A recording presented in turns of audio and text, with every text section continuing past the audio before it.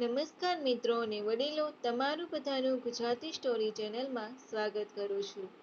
પિતાએ દીકરીને પૈસા ઉછીના લઈને ડૉક્ટરનું ભણાવી.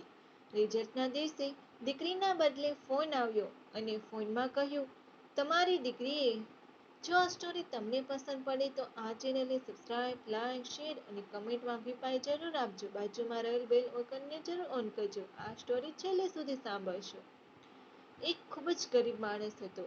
લગ્નને લગભગ 3 વર્ષ જેવું થયું હશે. તેના ઘરે દીકરીનો જન્મ થયો. તે માણસ ખૂબ જ ખુશ થઈ ગયો. ઘરનું ગુજરાન તે નોકરી કરતો, તેમાંથી જ ચલાવતો. દીકરીના જન્મ પછી પણ તેને ભણાવવા માટે ફી વગેરેનો બધો જ ખર્ચો તે માંડ માંડ ભોગવી શકતો. પરંતુ તેના મન તેની દીકરી જાણે રાજકુમારી હોય એમ. દીકરી જે પણ કંઈ માંગે તે લઈ આવવાની પૂરેપૂરી કોશિશ કરતો. તેના પિતા તેની પાછળ આટલો ખર્ચ કરતા, સાથે સાથે દીકરી પણ એટલી જ હોશિયાર. ધીમે ધીમે આગળ ભણવાનું ચાલુ થઈ ગયું અને ઉચ્ચતર શાળામાં પણ તેનો પ્રવેશ થઈ ગયો. ઉચ્ચતર શાળાની પરીક્ષા આવી. દીકરીએ ખૂબ જ મહેનત કરીને પરીક્ષા દેવા માટે જતી.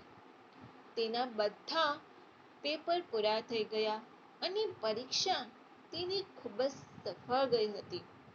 દરરોજ પરીક્ષા દઈને આવી ત્યારે તેના પિતા પૂછતા કે બેટા, કેવું ગયું પેપર? દીકરી કહેતી કે ખૂબ જ સરસ ગયું છે પપ્પા. આ વખતે ખૂબ મહેનત કરી છે અને મને સર્વશ્રેષ્ઠ માર્ક મળશે તેવી આશા પણ છે. પિતા પણ જરૂર જરૂર કહીને દીકરીના ઉત્સાહને વધારતા. આખરે એક દિવસ આવી ગયો ત્યારે રિઝલ્ટ અનાઉન્સ થવાનું હતું. દીકરી તો જાણે પહેલાથી જ રિઝલ્ટની ખબર હોય તે રીતે તેના ચહેરા પર કોઈ જ પ્રકારનું ટેન્શન ન હતું. તેના પિતા અને દીકરી બંને રિઝલ્ટ લેવા માટે ગયા. પિતાની જ એવી આશા હતી કે તેના કરતાં પણ ખૂબ સારું રિઝલ્ટ આવ્યું હતું. દીકરીનો રાજ્યમાં પ્રથમ નંબર આવ્યો હતો. પિતા ખૂબ ખુશ થઈ ગયા અને દીકરીને કહ્યું, બેટા, હું આજે ખૂબ જ ખુશ છું. તારે જે પણ કંઈ જોઈતું હોય તે મારી પાસે માંગી લે, હું તને લાવી આપીશ.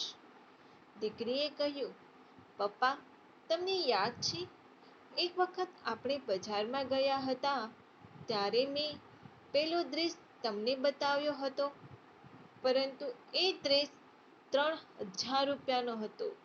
એટલે મેં તમને ત્યારે કશું કહ્યું ન હતું. પરંતુ હવે એક વાત કહેવી છે. શું તમે મને એ ડ્રેસ લાવી આપશો? પિતાએ કહ્યું, ઠીક છે, આજે જ હું એ ડ્રેસ લઈ આવીશ. પિતાએ તેની થોડી ઘણી બચત કરી હતી તે બધી ભેગી કરી. તેમ છતાં ડ્રેસમાં થોડા રૂપિયા ઓછા થયા. પરંતુ ગમે તેમ કરીને તેઓ ડ્રેસ લઈને આવ્યા. ડ્રેસની કિંમત બહુ વધારે હતી એટલે દીકરીએ તરત જ પૂછ્યું કે પપ્પા, આટલી બધી કિંમતનો ડ્રેસ આખરે તમે કેવી રીતે લાવ્યા? તેના પિતાએ જવાબ આપતા કહ્યું કે મારી પાસે મારી થોડી બચત કરેલી હતી અને થોડા પૈસા બીજે ક્યાંકથી ગોઠવણી કરીને હું તારા માટે એ ડ્રેસ લઈને આવ્યો. રિઝલ્ટ તો ખૂબ જ સારું આવ્યું છે, પરંતુ રિઝલ્ટ ગમે તેવું હોય તો પણ તું કહે તે લેવા માટે હું કાયમ કોશિશ કરું છું. ડ્રેસ મળી ગયો એટલે દીકરી એકદમ ખુશાલ થઈ ગઈ હતી. શાળામાં અભ્યાસ પૂરો થઈ ગયો હોવાથી હવે તેને આગળ શું કરવું તેની ચર્ચા થવા લાગી. તેને ડૉક્ટર બનવાની ઈચ્છા હતી, પરંતુ આ ભણતર માટે ફી ખૂબ જ ઊંચી ચૂકવવી પડે તેમ હતી. તેમ છતાં પેટે પાટા બાંધીને પણ તેના પિતાએ ફી ભરી અને દીકરીને ડોક્ટર બનાવવા માટેનો નિર્ણય લઈ લીધો. દીકરીના ડોક્ટરનો અભ્યાસ સારો એવો ચાલી રહ્યો હતો. હવે એનું છેલ્લું વર્ષ એક જ બાકી હતું.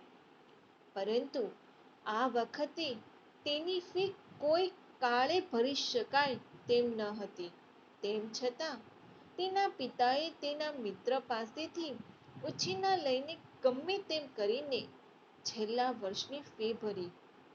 ફીની રકમ બહુ મોટી હતી એટલે ઘરમાં પત્ની પણ કહેવા માંડી કે હવે તમે જરા તમારું પણ વિચારજો. આટલા બધા પૈસા ક્યાંથી લાવો છો? એટલે પત્નીએ કહ્યું કે મેં મારા મિત્ર પાસેથી લીધા છે. દીકરી ડોક્ટર બની જાય તે આપણું સપનું છે. પૈસા તો ફરી પાછા હું કમાઈ લઈશ. અને હા, આ મિત્ર પાસેથી ઉછીના લીધાની વાત દીકરીની ન થવી જોઈએ, કારણ કે હું જરા પણ ઈચ્છતો નથી કે તેને આ વાતની જાણ થાય અને એ દુઃખી થાય. દીકરી ઘરનું છેલ્લું વર્ષ પૂરું થઈ ગયું.